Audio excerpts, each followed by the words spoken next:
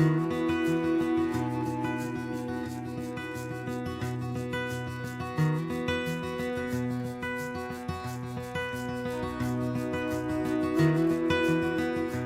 right, welcome everyone to our River Detectives Ask the Expert webinar.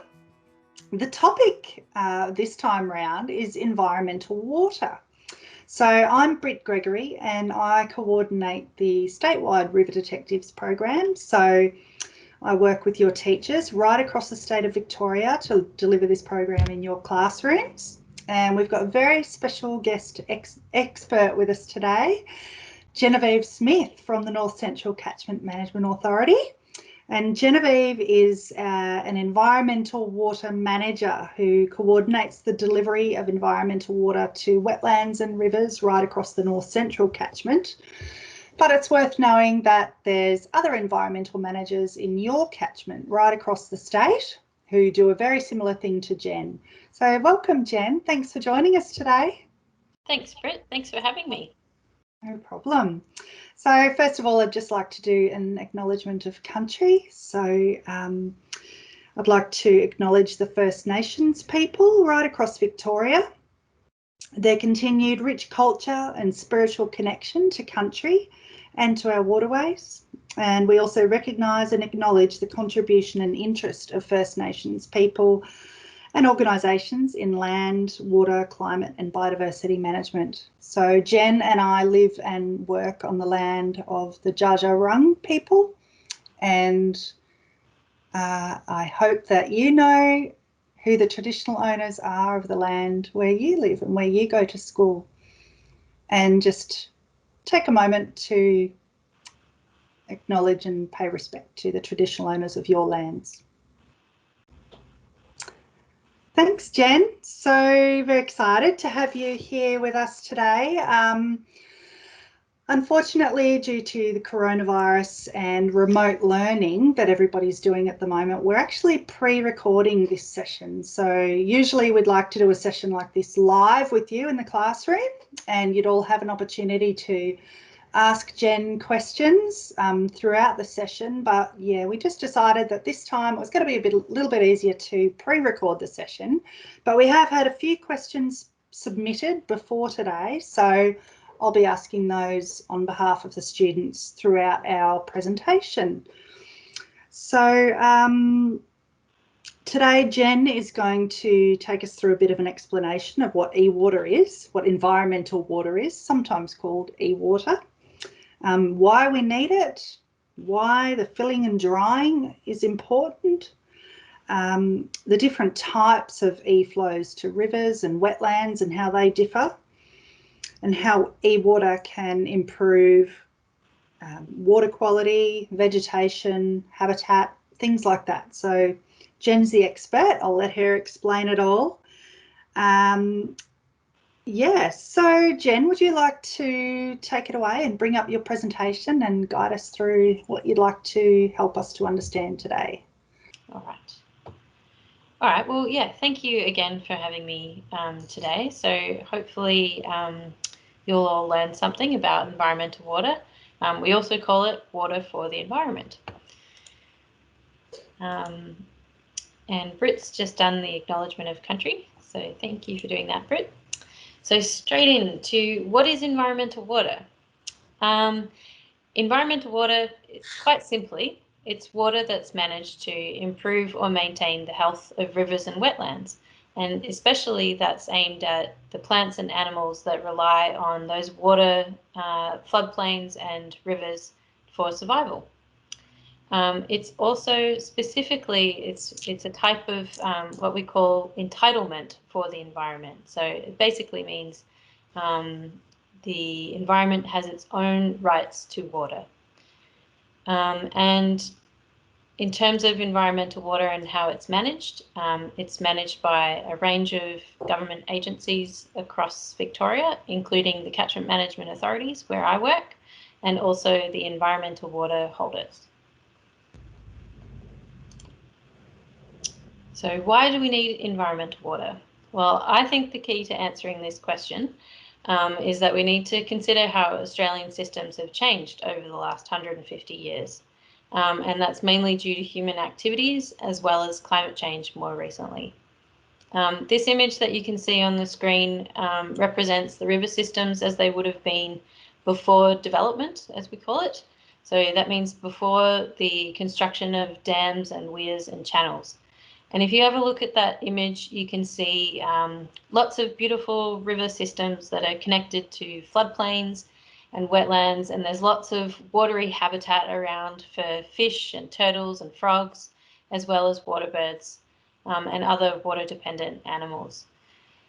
And there's also lots of trees and plants and animals that rely on those kind of habitats to survive. I can even see a little platypus in that image. Beautiful.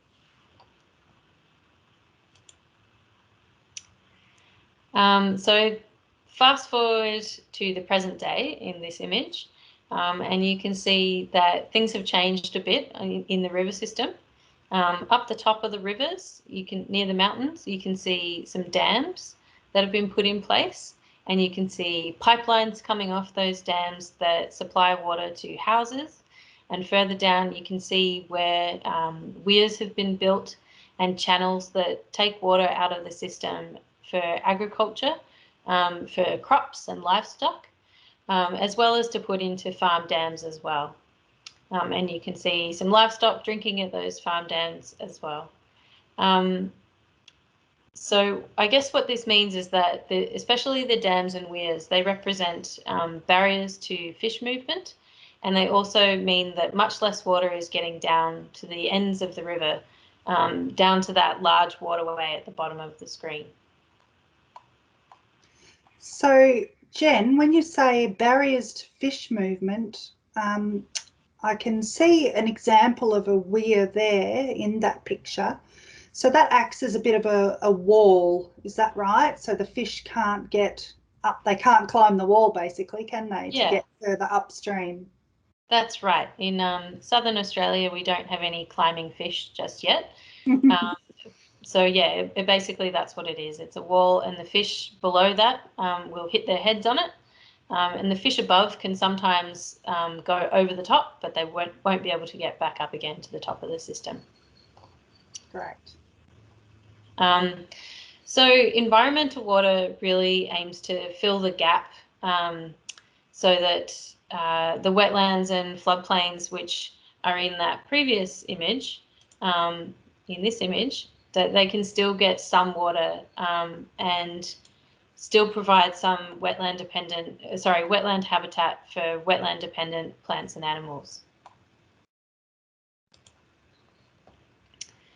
Some of the processes, really important processes that water for the environment provides for is that it stimulates animals like native fish to feed and breed. So, for example, we were just talking about the weirs, but fish movement is really important for some species. They need to be able to move up and down the river, and they also need to be able to move onto floodplains, which provides a really nice habitat for them to spawn and look after their babies to grow nice and big before they move back into the river system. It also putting water into wetlands and onto the floodplain, and also even just onto the riverbanks, up the riverbanks, can trigger plants to seed and germinate. And if the water is there for long enough, which is something that we aim to do with environmental water, is to make sure that we're providing the right duration. It means that there's enough time for those plants to be able to grow, establish, flower, and set seed, and the seed goes back into the seed bank for the next time that it floods. Another thing that environmental water can do when we are able to connect rivers and the floodplain, essentially it moves carbon from the floodplains back into the river system, and carbon is a really important source of food, especially for fish, but for other aquatic animals as well. We can provide connectivity with environmental water. So when we talk about connectivity, that means that we're providing connections between waterways or between the floodplain and the river, and that means that fish and plants can move around and colonize new areas as they need to. Environmental water, when we flood a floodplain, it can also help to recharge the groundwater aquifers, and it also can flush out salt along riverbanks and floodplains. And because it stimulates plants to grow, it usually means that it can help to stabilize riverbanks as well, because those roots can grow nice and strong and hold the riverbanks together.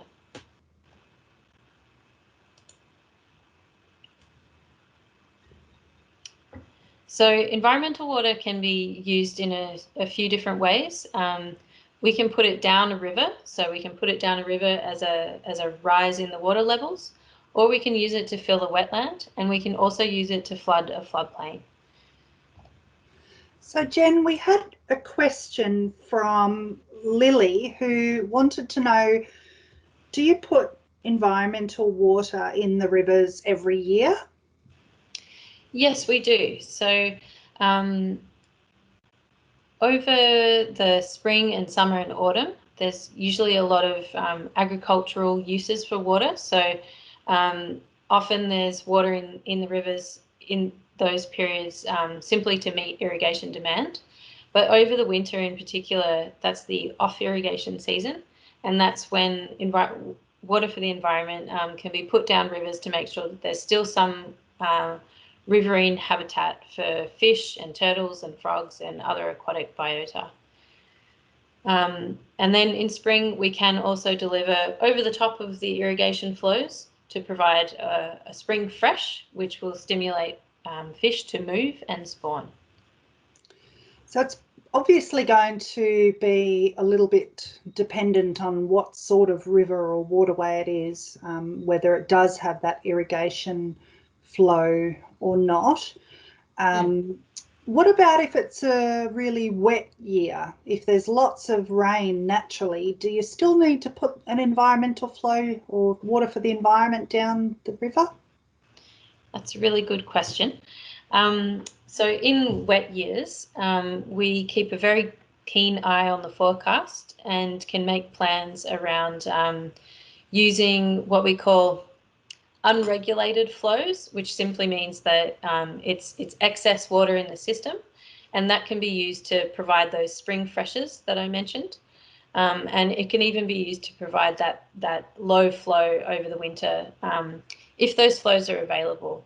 But generally in most years, we would probably be using environmental water at some point throughout the year to supplement either the natural flows that we might see or to supplement irrigation demand. Great, thanks, Jen.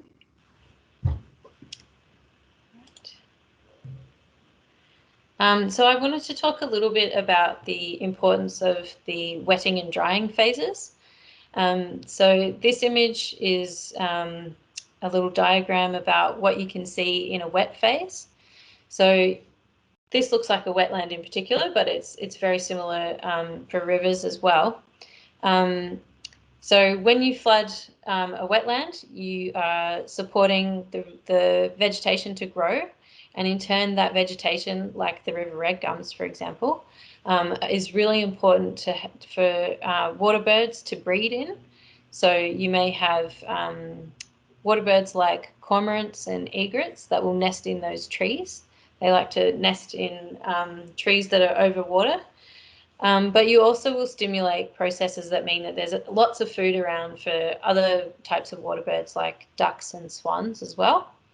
And they like to breed in rushes and sedge type of habitat. When you re-wet a dry wetland, it stimulates lots of activity at the base of the food chain. Lots of bugs, zooplankton and bugs, and then frogs, and then fish, and then water birds. So there's lots of food around for a whole variety of animals. And the other thing it can do is in that wet phase, if it's connected to the river, you can get that connectivity between the wetland and the river, which is really important for things like fish movement, to be able to move on and off the wetland or the floodplain. So the drying phase of a wetland is also a really important part of the wetland flooding cycle. So when wetlands start to draw down, you'll see things like the soils will start to crack, which is really important because it gets oxygen down into the soils. And it also means that seeds can fall into those cracks and they'll stay down there until the next flood comes, and they just become part of what we call the seed bank. There's a lot of plants also that grow on the drawdown of a wetland, of a drying phase, sorry, and those mudflat species are also really important food sources for a lot of water birds that will visit the wetland only when there's things like mudflats available. So what sort of creatures would you see on mudflats at those particular times? Are you talking frogs and things like that? Probably less so frogs, but more like herons and other types of wading birds, those big wader birds. Yep. They'll visit those mud flats because they like to stick their beaks in and into the mud and try and suck up as much little bugs that are still around as they can. The mudflats and the green vegetation also do provide food for other big grazing animals like kangaroos and emus. Yeah.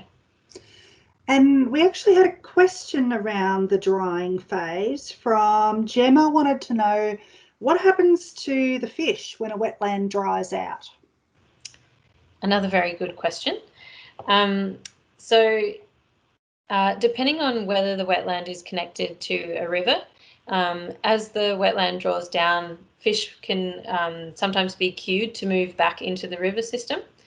But if it's in a wetland that's not connected to the river, as the wetland dries, most of those fish will actually become important food sources mainly for water birds. Yeah, it's a very common occurrence in Australian river systems. Very natural, normal thing to happen in the drying phase. Yeah. And the birds have got to eat something at that time, don't they? Yes, that's right. Great question, Gemma. Yeah. So environmental water also has a really important role to play when it comes to improving water quality. Like you can see in the photo here, it stimulates a lot of aquatic and semi-aquatic plants to grow, and they actually act like filters. So they'll filter the water and they can start to pull nutrients out of the water and other pollutants. And hold them so that if water continues to flow through that system, it'll actually sort of get cleaned before it gets back into the river system. And you can really sort of tell that by looking at that photo. It's quite a dense stand of reeds, isn't it? You can kind of imagine that acting like a filtration system as the water passes through. Yeah, that's right. Definitely.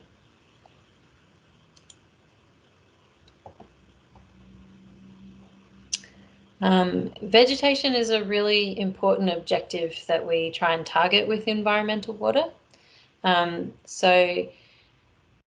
There's lots of aquatic vegetation that you're only going to see when there's water there. So it's very special habitat actually, because you only see it usually for a couple of months of the year and not in every year. So what you're looking at on the screen there, the top two photos are a dry photo and compared to the wet photo. And in the wet photo, you can see lots of green, lush vegetation that's coming up. And that's all aquatic vegetation that needs a flood to make its appearance. And you can also see that the leaves on the trees are a lot greener. And that's a really important thing that we target with environmental water too. In the bottom photo, you can actually see, again, the trees. There's lots of new leaves coming out on those trees to the left. And on the right-hand side, you can see this is where environmental water reached in one of our watering events. The water basically stops and the trees start to look a bit more sad with less leaves and less canopy cover. That's amazing to see it in one photo like that, isn't it? You can see the real difference between the part of the forest and the dry part of the forest. Incredible. Yeah, it's pretty extraordinary and a very unique thing to see in Australian river systems. Very, very special. So one of the questions, Jack asked a question that's related to that, I think. He wanted to know what would happen if we didn't provide water for the environment. Another very good question. Well, as you can see in that photo down the bottom, on the right-hand side, those are the areas that don't get environmental water. We can't reach them with environmental water. And in the middle of a hot summer, it's very stark. The difference is very stark. So without water for the environment, the trees would be, and outside the environmental water footprint, they certainly are declining in condition. Some of them are starting to die, which is really sad to see. And without water for the environment, you wouldn't have that lovely aquatic vegetation that grows. And things like frogs and turtles need that vegetation, and also small-bodied fish. They also really need that vegetation as a refuge, as well as food. So you start to see a decline in the populations of a lot of wetland-dependent species, and water for the environment can help slow the decline, or even in some areas can actually help to improve those populations. So it has a very important role to play. And I imagine a very important role to play in the whole ecosystem and ensuring a nice balance in the whole cycle, the whole food web and the whole ecosystem health too. So that's right. If you go too long between floods, things like that aquatic vegetation won't come back. So it's really important to have healthy habitats all across the landscape, so that lots of plants and animals can move between those areas, and that you're supporting those local populations as well. So another really important role that water for the environment plays is that we can actually supplement natural flooding. If a natural flood has stimulated, say, a waterbird breeding event, and I mentioned those cormorants that like to nest in trees that are over water, which you can see in that photo on the right-hand side. And if a natural flood has stimulated a breeding event like that, we can actually deliver water for the environment as the flood drops away. We can maintain water levels underneath those nests, which is really important, because sometimes if that happens too rapidly, if the water levels drop too rapidly, it can actually cause water birds to abandon their nests before they've finished laying their eggs or getting their chicks to fledging stage. And water for the environment is also really important for stimulating breeding of other species as well, particularly frogs, like that tiny little frog in the photo, and that very cute little turtle as well. And also those little tiny baby Murray cod hatchlings that are much smaller than a 5-cent piece. They are. Yeah. So you can top up a natural flood essentially. So if there's a natural flood, but you're not getting that follow-up rain to keep the water level there for that breeding event to complete its cycle, you might bring in some water for the environment to top it up and keep it there for that little bit longer. Yeah, that's exactly right. So we do see now that natural floods don't last as long as they used to. So they may flood and then drop away quite quickly, and that's where we would step in with water for the environment to maintain those water levels. And we had one question which may be a difficult one to answer easily, Jen, but we'll see how you go. Sam wanted to know, where do you get the water from to do this, to do these watering events, water for the environment? Yeah, so that's a really good question. I think I mentioned earlier that the environment has its own entitlement which is basically means that the environment has its own right to access water.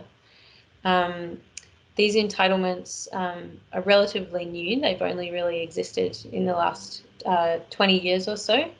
But it basically means that some government agencies they're called the environmental water holders, and they're charged with administering the environmental water. So they'll work with catchment management authorities, like where I work, to make decisions around where environmental water can go each year. And the proportion of environmental water that's available every year changes according to the climate and climatic conditions. So if there's been a really wet year, there's more environmental water available, and if it's a really dry time, there's less environmental water available. So they get the water from the reservoirs, the specific amount of water for the environment from the reservoirs, and deliver it through the waterways in that way. Yeah? Yeah, that's right. So basically we'll sit in the dams and weirs until it's ready to be used downstream. Great.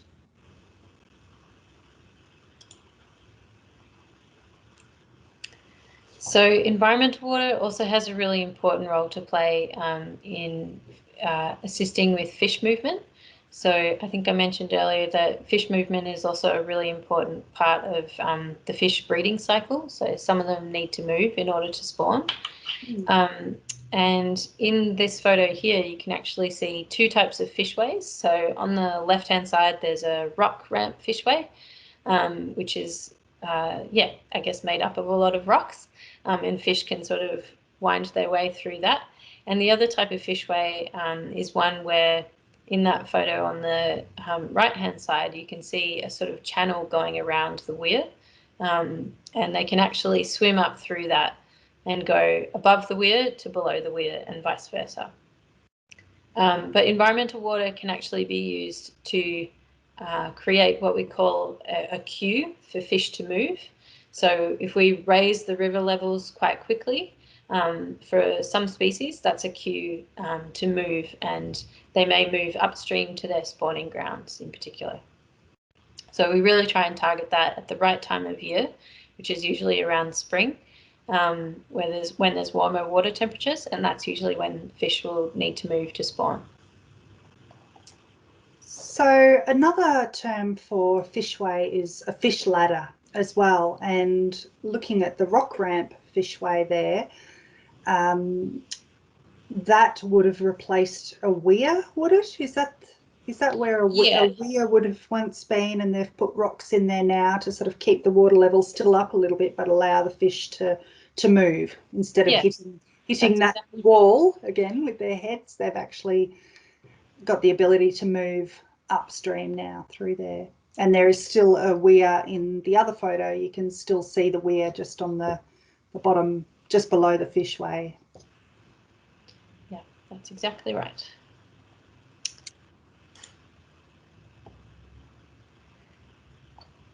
So water for the environment, when you reflood a wetland or a floodplain after it's been dry for a while, it can stimulate a lot of activity at the base of the food chain. So a lot of zooplankton and a lot of water bugs as well, which end up being fish food. And in that photo there, you can see a couple of the different types of bugs that we can find, and also some of those small fish. And that photo there of the leaves in the water, and there's lots of bugs in that water that are all buzzing around, just waiting to be eaten by a big fish. Yeah. Lots of fish food. Lots and lots. Yeah. Water for the environment also has a role to play in reducing blackwater and algal blooms. So there's a few photos on here that I'll explain.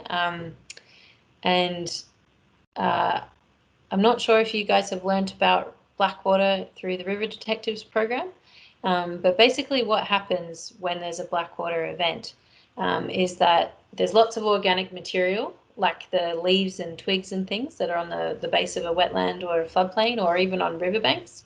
And it all gets washed into the water, and those bugs and the zooplankton start getting really active while they're eating and breaking down those carbon sources. And as they do start to gobble up that good carbon source, they actually use a lot of oxygen. And sometimes if there's too many of them, they can use up too much oxygen, and it can mean that fish and other aquatic animals will start to struggle to breathe within the water. So usually a blackwater event happens after a really big flood when a lot of that carbon has been washed into the river system. And in that photo up the top left-hand side, you can actually see blackwater moving from the floodplain into the river. But it's also important to note that not all blackwater is bad. So because it's all got lots of carbon and organic material in it, it's actually really important fish food as well. So as long as it doesn't reach those low oxygen levels, it's actually a good thing for the river system. When there is a hypoxic blackwater event, which means low oxygen blackwater event, water for the environment can be delivered through waterways to try and freshen it up and bring more higher oxygen water into the system to try and support native fish and other aquatic animals. And the other thing, similar to blackwater, but very toxic, is blue-green algae, and that's a photo of the blue-green algae in the top right-hand corner. This is a really tricky one to deal with because usually when we have blue-green algae events, they can be quite widespread, and you also don't want to spread it too far down the system because you can spread the event. But water for the environment plays a really important role in stopping it from happening in the first place. So if we're continuing to deliver fresh water down the rivers over, especially in the warmer months, which is when blue-green algae is most active, yeah, we can help to stop these sort of events from happening in the first place. I must say I've never seen such a pale blue-green algae before. It's interesting to see that it can come in all sorts of different colours, can't it? Yeah, that's right. And that one's particularly gross. Yeah.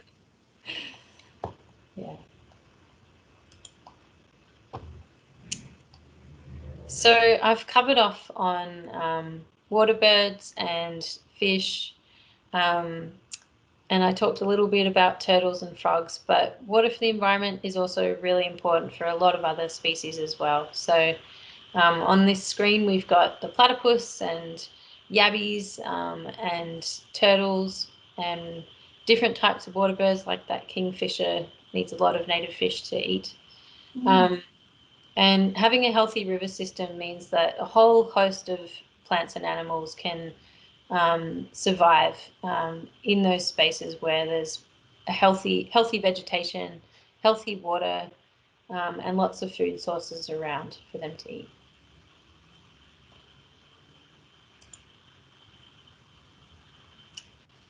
And water for the environment is also very important for people. There's lots of tourism opportunities when wetlands and waterways are full. Lots of fishing opportunities, bird watching opportunities, kayaking opportunities. There's a lot of fun to be had out on the waterways. And importantly, wetlands and waterways are also very sacred places for our traditional owners. There's a lot of cultural, very important cultural places along waterways and wetlands. And for them, having those spaces in a healthy condition is also really important to have healthy people as well. And I imagine that a lot of the traditional owners and First Nations people would have a very strong connection to wetlands and waterways too. So very important to have them in a really healthy state. That's right. I think that's it. And that's it. Wow, thank you, Jen. That was absolutely fantastic. I really enjoyed that, and I learnt some things myself too, just by going through this with you. So thanks very much. I really enjoyed learning about the wetting and drying process, and didn't know about the cracking of the soils and the importance there to allow the frogs and the little water bugs and things to get down into the damp mud through the cracks there. So certainly seen a lot of cracking soils like that in drying out wetlands, but never really thought about it before. And I didn't know that cormorants nested over the water either. So yeah, that's really fascinating stuff to learn, and yeah, really teaches us how important water for the environment is, particularly with our drying climate. And yeah, I think there's so many benefits and so many important reasons to have our water for the environment to help benefit our rivers and wetlands. So thanks so much, Jen. Thank you very much for your time today. Really appreciate it. My And pleasure. I hope that all of our River Detective students have learnt something too. And yeah, hope you enjoyed this session. So thanks for joining us, everybody. Thank you. Thanks, Thanks. Jen. Bye. Thanks. Bye.